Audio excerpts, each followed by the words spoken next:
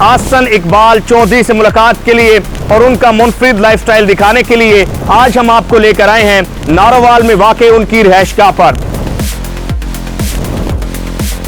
अभी हम देख रहे हैं कि सी पैक का फेज़ 2 जो है वो सुस्त रवि का शिकार है, और जब भी कोई नया मंसूबा आता है तो हम सुन रहे थे कि सी पैक गेम चेंजर होगा। जब आप नारोवाल से बाहर होते हैं, जब से मिनिस्टर हैं ये इस्लामाबाद ऑफिस में, तो किस चीज़ को मिस करते हैं नारोवाल की? आज हम देख रहे हैं कि माशाल्लाह बड़े शौक से कस्टर्ड खा रहे हैं, तो रूटीन में क्या खाने में पसंद है आपको? गुजरांवाला के पाए और फलां जगह का ये नाश्ता। हमारे इलाके में तो उबले हुए चावल और मसर की दाल। अस्सलाम वालेकुम, मैं हूं आपका मेज़बान ज़ुहैब मंशा। सीनियर पॉलिटिशियन एंड वफाकी वज़ीर मनसूबाबंदी मिस्टर आसन इकबाल चौधरी से मुलाकात के लिए और उनका मुनफरिद लाइफस्टाइल दिखाने के लिए आज हम आपको लेकर आए हैं नारोवाल में वाक़ उनकी रिहाइशगाह पर। सो चलिए आपकी मिनिस्टर साहब से मुलाकात भी करवाते हैं और उनका मुनफरिद लाइफस्टाइल भी दिखाते हैं। अभी जी आसन इकबाल साहब के साथ नारोवाल के रोड्स पे है हम। आसन साहब, नारोवाल में भी हमें जो रोड्स हैं वो आई थिंक अंडर कंस्ट्रक्शन है और कच्चे कच्चे रोड दिखाई दे रहे हैं, तो क्या वजूहात है? इसकी वजह यह है कि जो पीटीआई का दौर था 4 साल का, उसमें नारोवाल को बहुत ज़्यादा नज़रअंदाज किया गया और कोई 1 रुपया मेंटेनेंस के काम पे नहीं खर्च हुआ, जिससे हमारे रोड्स बहुत तबाह हो गए थे। अब आप ये देख रहे हैं ना, ये देखें हर तरफ तामीर हो रही है जी। जब से मुस्लिम लीग नून की हुकूमत आई है पंजाब में, तो हमारा एक्सेस जो था या अंदर के सड़क थे, इन सब की नई तामीर शुरू हुई है। तो इंशाल्लाह मुझे उम्मीद है कि जून जुलाई तक ये मंसूबे मुकम्मल होंगे तो आपको बेहतरीन इंफ्रास्ट्रक्चर दोबारा नज़र आएगा। मुरीद के नारोवाल रोड जो हमारे ये राब्ते की मेन सड़क है, वो भी सारी खुदी हुई नज़र आती है आपको, तामीर हो रही है और जून तक उम्मीद है कि ये मुकम्मल हो जाएगी, कारपेट हो जाएगी।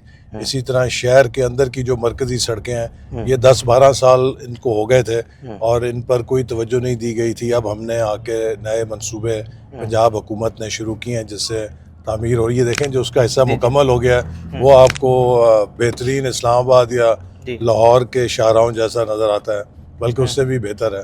तो ये बहुत जल्द आपको मंसूबे मुकम्मल होने के बाद बेहतरीन इंफ्रास्ट्रक्चर अपनी असल हालत में बहाल नज़र आएगा।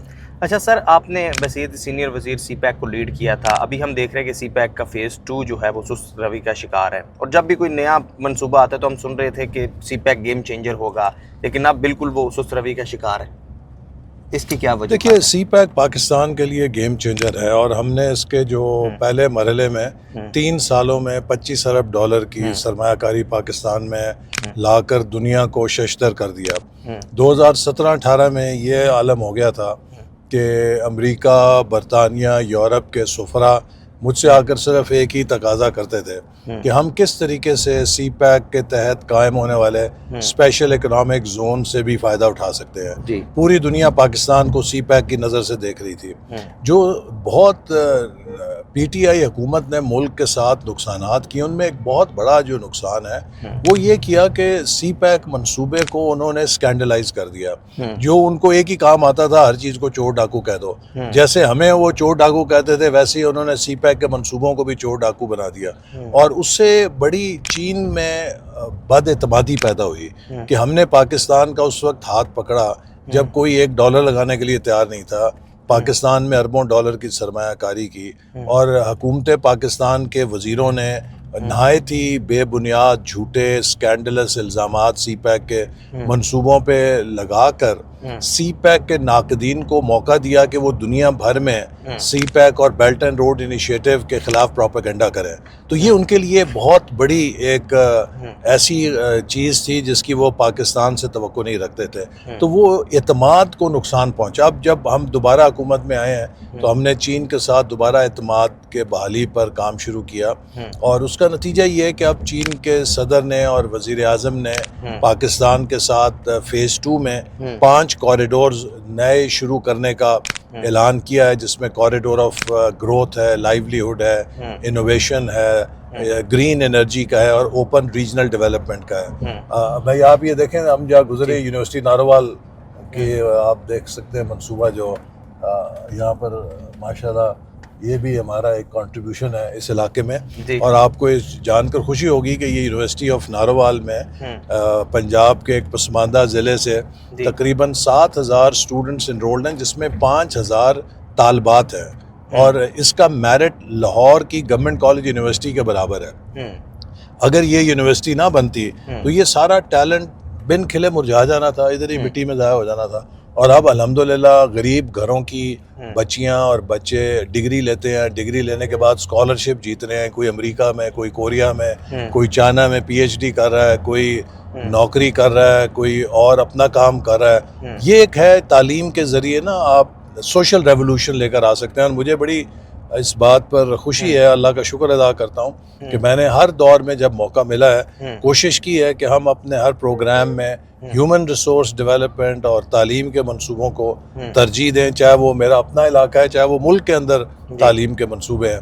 تو میں آپ کو سی پیک پہ جو عرض کر رہا تھا کہ اب ہم نے جو اعتماد بحال کیا ہے, اس کے نتیجے میں ابھی حال ہی میں چین نے ہمارے 35 سینئر افسران کو مدعو کیا تھا, جنہوں نے چین کے افسران کے ساتھ اور ایکسپرٹس کے ساتھ مل کر سی پیک فیز 2 کے خد و خال بنانے پر اور روڈ میپ بنانے پر ورکشاپ کی ہے اور ایک بلو پرنٹ تیار کیا ہے. اور اب انشاءاللہ امید ہے کہ اس پر ہم تیزی سے عمل پیرا ہوں گے. اور اس سیکنڈ فیز میں گورنمنٹ ٹو گورنمنٹ انفراسٹرکچر سے زیادہ اب ہماری توجہ ہے کہ بزنس ٹو بزنس فروغ دیا جائے, انڈسٹریل کوآپریشن ہو, ایگریکلچر سیکٹر میں کوآپریشن ہو.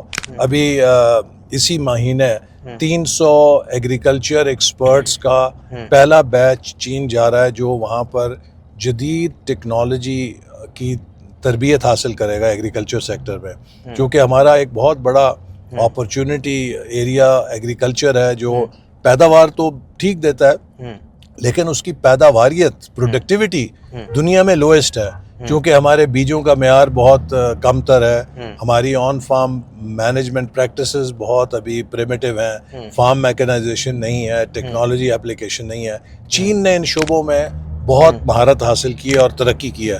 تو یہ 1000 کے قریب ماہرین ہیں جنہیں وزیر اعظم کی ہدایت پر چین بھیجا جا رہا ہے. یہ اگلے 1 سال میں وہاں تربیت حاصل کریں گے, واپس آئیں گے, اور امید ہے کہ یہ پاکستان میں ایک نئی زرعی انقلاب کی بنیاد رکھیں گے.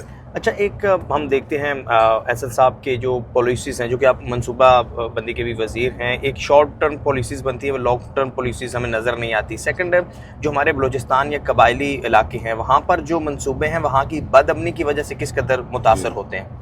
دیکھیے, یہ کہنا درست نہیں ہے کہ پاکستان منصوبے نہیں بناتا لانگ ٹرم. میں نے خود ویژن 2010 بنایا اور اس میں ہمارا یہ ہم نے 98 میں 7 میں لانچ کیا, اور ہمارا اس وقت ہدف یہ تھا کہ اگلے 12 سالوں میں پاکستان کو ایک اپر مڈل انکم کنٹری بنا دیں. 2 سال بعد ماشاء اللہ لگتا ہے وہ اٹھا کے اس منصوبے کو ردی کی ٹوکری میں پھینک دیتا ہے, اور وہ منصوبہ دنیا کے بہترین ماہرین نے اس کی تعریف کی تھی, اور ساؤتھ ایشیا میں کسی کے پاس ویسا بلو پرنٹ نہیں تھا, لیکن ہم نے اس کو ترک کر دیا, اور ہمارے ہمسایہ ملک نے اسی کے مختلف پہلوؤں کو لے کر اور ہماری اصلاحات کو لے کر انہوں نے ترقی پر آگے اپنا سفر جاری رکھا اور وہ آگے نکل گیا. پھر ہم نے ویژن 2025 بنایا, جس پر بہت کامیابی کے ساتھ عمل درآمد ہو رہا تھا, لیکن 2018 میں ہمیں باہر نکال کے پھینک دیا گیا, اور ایک ایسی حکومت مسلط کر دی گئی جس کے پاس نہ تجربہ تھا, نہ کوئی پلان تھا, نہ اس کی کوئی تیاری تھی, نہ اس کے پاس کوئی افرادی قوت تھی. ہر 6 مہینے بعد وہ اپنے وزیر بدلتے تھے, انہیں سمجھ نہیں آتی تھی کہ کرنا کیا ہے. اور وہ جتنی ہم نے 13 سے 18 میں مومنٹم بنایا تھا وہ سارا کریش ہو گیا, اور ہم نے اس منصوبے کو ضائع کر دیا. اگر وہ جاری رہتا تو آج Pakistan would be among top 25 economies. دنیا کی پہلی 25 معیشتوں میں اگر ہم شامل ہو گئے ہوتے تو آج ہمارا چال چلن ہی فرق ہوتا. آج ہم دیکھیے کن مشکلات کا سامنا کر رہے ہیں. تو یہ سب ہمارے اپنے ماضی کی غلطیاں ہیں جن سے ہمیں سبق سیکھنا چاہیے, کیونکہ دنیا میں کسی ملک نے ترقی نہیں کی جب تک وہاں 4 چیزیں نہ ہوں: امن, سیاسی استحکام, پالیسیوں کے لیے 10 سال کا تسلسل, اور اصلاحات کے ساتھ ایک مسلسل اس پر عمل درآمد کی کمٹمنٹ. تو آپ پیس, سٹیبلٹی, کنٹینیوٹی اور ریفارمز, ان 4 کو جب تک اپنے ملک میں دوام نہیں دیں گے, ان پر کنسنسس نہیں ہوگا, بہترین منصوبے آپ بنائیں. میں اکثر یہ کہتا ہوں کہ آپ پوری دنیا کے حاجی نمازی اکٹھے کر لیں, پوری دنیا کے نوبل لاریٹس اکٹھے کر لیں, لیکن اگر آپ کے ملک میں امن نہیں ہے, استحکام نہیں ہے, پالیسیوں میں تسلسل نہیں ہے, اور آپ اصلاحات کے راستے پہ نہیں چلیں گے آپ ایک انچ آگے نہیں بڑھ سکتے. لیکن اگر ہمارے جیسے گناہ گار لوگ ہوں اور اوسط درجے کی افرادی قوت ہو, امن ہے, وہاں پر استحکام ہے, پالیسیوں میں تسلسل ہے اور اصلاحات پہ آپ کاربند ہیں, آپ فراٹے بھرتے ہوئے آگے نکل جائیں گے. تو یہ وہ بنیادی چیز ہے جس کو ہمیں سمجھنا ہے بحیثیت قوم, کہ ہم پیچھے اس لیے نہیں رہ گئے کہ ہمیں ذہانت کی کمی تھی, ہم پیچھے اس لیے بھی نہیں رہ گئے کہ ہمیں صلاحیت یا وسائل کی کمی تھی یا دیانت کی کمی تھی. ہمیں اگر کمی تھی تو ان دیگر ممالک کے مقابلے میں ہم نے استحکام اور پالیسیوں کے تسلسل اور اصلاحات کو مسلسل جاری رکھنے پر سفر نہیں رکھا. ہم بس یہی جسے کہتے ہیں نا T20 یا T10 کے میچ میں پھنس گئے. ڈیولپمنٹ ایک ٹیسٹ میچ کا ٹیمپرامنٹ ہے نا, اس میں آپ کو پیشنس چاہیے, آپ کو تسلسل چاہیے. اسی لیے میں اکثر کہتا ہوں کہ اب ہمیں سیاسی لانگ مارچوں کی ضرورت نہیں ہے, ہمیں اقتصادی لانگ مارچ پہ یکسو ہونا چاہیے. اور یہ آپ دیکھیے وہ وہاں پہ بارڈر ہے, یہ یہاں سے بالکل ساتھ بارڈر ہے. تو آج سے 22 سال بعد ہمارے ہمسایہ ملک سے مقابلہ کس بات پہ ہوگا کہ 2047 میں وہ بھی 100 سال پورے کریں گے اور ہم بھی 100 سال پورے کریں گے. ان کا کیا بیانیہ ہوگا, ہمارا کیا بیانیہ ہوگا. میرا یہ ایمان ہے کہ اگر ہم اگلے 22 سال امن استحکام سے, پالیسیوں کے تسلسل سے چلیں, ہم اپنے ہمسایہ ملک کو بہت پیچھے چھوڑ سکتے ہیں. اس لیے کہ آنے والا وقت جو ہے نا وہ انوویشن کا دور ہے, تبدیلی کا دور ہے, ریفارم کا دور ہے. آپ سمجھیے کہ 1.5 ارب کی آبادی ایک ویل ہے اور ہم 24 کروڑ کی آبادی اس کے مقابلے میں ایک شارک ہے. تو شارک تو بڑی تیزی کے ساتھ اپنا راستہ نکال سکتی ہے نا. تو shark can beat the whale in 22 years, بشرطے کہ ہم یہ جو مرچ مسالہ والی سیاست, اور دیکھیں نا شام کو ٹاک شو ہوتا ہے, اس پہ مرغوں کی طرح لڑایا جاتا ہے, اور کسی بھی ٹاک شو کا ایسا موضوع نہیں ہے جس پر ہمارے آنے والے کل کا انحصار ہے. ہمارے آنے والے کل کا کس بات پہ انحصار ہے کہ ہم کس تیزی سے برآمدات کرتے ہیں. ہمارے آنے والے کل کا انحصار ہے کہ ہم ٹیکنالوجی کو کس تیزی سے اختیار کرتے ہیں اور اس میں اپنی تیاری کرتے ہیں. ہمارے آنے والے کل کا انحصار ہے کہ ہم موسمیاتی تبدیلیوں کے پیش نظر اپنی خوراک اور پانی کی سیکیورٹی کو کیسے یقینی بناتے ہیں. آنے والے کل کا انحصار ہے کہ ہم اپنی توانائی کی ضرورت کو پورا کرنے کے لیے کیسے ارزاں توانائی حاصل کریں گے, ہم اس خطے میں انفراسٹرکچر کے ذریعے خود کو کیسے جوڑیں گے. آنے والے کل کا انحصار ہے کہ ہماری افرادی قوت, ہماری تعلیم, ہماری صحت اور ہماری آبادی کی بڑھنے کی شرح کیا ہوگی. اس پر کوئی بحث نہیں ہے. آنے والے کل کا انحصار ہے کہ ہم خواتین کو 23% شرح جو ہے ورک فورس میں اس سے بڑھا کر 50% پر کیسے لے کر آتے ہیں. آپ کی آدھی آبادی اگر پیداواری صلاحیت کے ساتھ شامل نہیں ہوگی معیشت میں تو آپ ترقی نہیں کر سکتے. 60% نوجوان ہیں, ان کو کیسے جدید سکلز دینے ہیں, ان کو کس طرح اچھی تعلیم کے ذریعے پروڈکٹیو بنانا ہے. یہ وہ موضوعات ہیں, میں سمجھتا ہوں کہ ان پر ہم جتنی بھی بحث کریں کم ہے. لیکن آپ دیکھیے ہمارا آج بھی جو نیریٹو ہے وہ پولیٹیکل ہے, اور انہیں ہم زندہ باد مرد آباد میں پھنسے ہوئے ہیں. زندہ باد اسی کی ہوگی جس کی معیشت مضبوط ہوگی. اگر آپ کی معیشت مضبوط نہیں ہے تو آپ جو مرضی تقریریں کر لیں, جو مرضی نعرے مار لیں, ان کی دنیا میں کوئی حیثیت نہیں ہے. تو اس کے اوپر ہمیں, میں سمجھتا ہوں کہ یکسو ہونا ہے. and we have to become an economic nation now. ایک معاشی اور اقتصادی قوم بن کر ہمیں اپنا سکہ دنیا میں منوانا ہے. میڈ ان پاکستان کو ایک کوالٹی کا برانڈ بنانا ہے. اپنی افرادی قوت کی پہچان اس کی ذہانت سے, اس کی محنت سے دنیا میں کرا کے پاکستان کو دنیا کے سامنے ایک پروڈکٹیو نیشن کے طور پہ پیش کرنا ہے. یہی مقصد ہے جس کے تحت ہم نے اڑان پاکستان کو ترتیب دیا ہے, اور اس کے ذریعے ہم کوشش کر رہے ہیں کہ پاکستان کی اس اڑان کو ہم انشاءاللہ دوام دیں, اس کو پائیدار بنیاد پہ کھڑا کریں, تاکہ جیسے ماضی میں ہماری اڑانیں کریش ہوتی رہیں یہ کریش نہ ہو. جی اچھا احسن صاحب, آپ نے بہت سینئر آپ پولیٹیشینز ہیں, اور جیسا کہ پہلے میں نے کہا کہ مشرف دور میں بھی آپ نے بہت زیادہ انتقام کا سامنا آپ کو کرنا پڑا, اب اس کے بعد پی ٹی آئی دور میں بھی. اب ہم نے دیکھا ہے کہ نون لیگ کی گورنمنٹ آتی ہے, آپ کی پارٹی کی گورنمنٹ ہے, اور پیک کا آرڈیننس جو ہے وہ پاس ہو جاتا ہے. آپ نہیں سمجھتے کہ اس طرح کے آرڈیننس جو ہیں وہ فریڈم آف اسپیچ کو جو ہے وہ لمیٹائز کریں گے؟ دیکھیے یہ آج کے دور میں نا یہ ساری باتیں ریلیٹیو ہو گئی ہیں. مجھے آپ بتائیے کہ آج مغرب میں جو کہتا ہے کہ ہم فریڈم آف ایکسپریشن اور جمہوریت کے دائی ہیں نا, جی, آپ کیا وہاں پہ غزہ کے حق میں بات کر سکتے ہیں؟ بالکل نہیں. کیا آپ وہاں اسرائیل کے خلاف بات کر سکتے ہیں؟ کیا یہ آپ کا بنیادی حق نہیں ہے؟ آپ کریں گے آپ کا ویزا بھی کینسل ہو جائے گا، آپ ڈیپورٹ بھی ہو جائیں گے. جی ہمیں کچھ اور تعلیم دی جاتی ہے.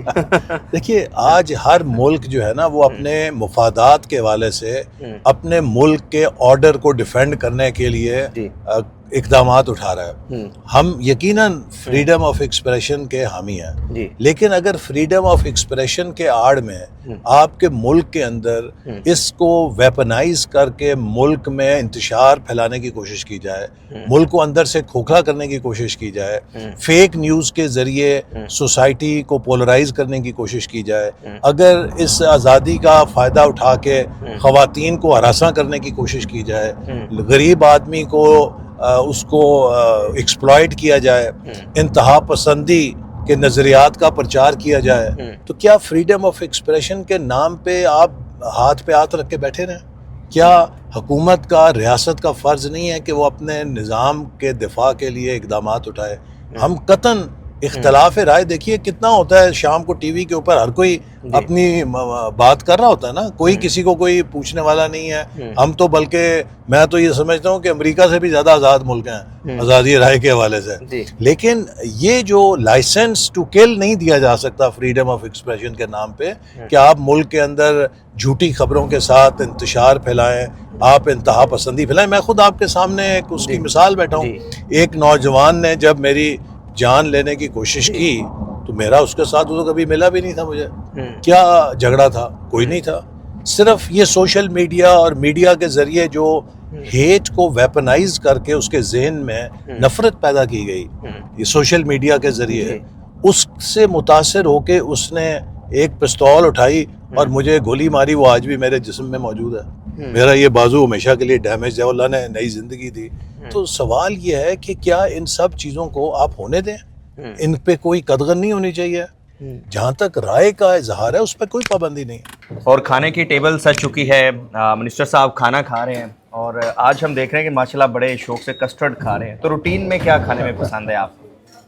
بس دیکھیے جس شخص نے نا اپنے تعلیم کے دوران ہاسٹل کی زندگی دیکھی ہو تو اس کی کوئی خاص پسند نہیں ہوتی، وہ ہر چیز پہ گزارا کر سکتا ہے. لیکن پھر بھی میں سمجھتا ہوں کہ جو بھی کھانا اچھا بنا ہو، لذیذ ہو، وہ اچھا ہے. اچھا، سیاستدانوں کی جو لائف ہے اس میں بڑے اتار چڑھاؤ آتے ہیں. ہم نے دیکھا کہ مشرف ٹائم میں بڑا آپ کو انتقام کا بھی نشانہ بنایا گیا. تو لائف میں اب بحیثیت منسٹر ہیں، نون لیگ کی گورنمنٹ بھی ہے، تو ایک وہ وقت بھی تھا اور بلکہ زیادہ دور نہیں، 2018 میں بھی بہت زیادہ جب پی ٹی آئی گورنمنٹ تھی، تو کھانے کو لے کر جو پرسنل لائف ہے وہ تو بہت زیادہ متاثر ہوتی ہے. تو کون سا ایسا کھانا جو بھی آپ کھا رہے ہوتے تو آپ کہتے ہیں شکر ہے یار یہ کسٹرڈ تو ملا، یہ چکن کا پیس تو ملا، یہ دال تو ملی، یہ بھی نعمت ہے.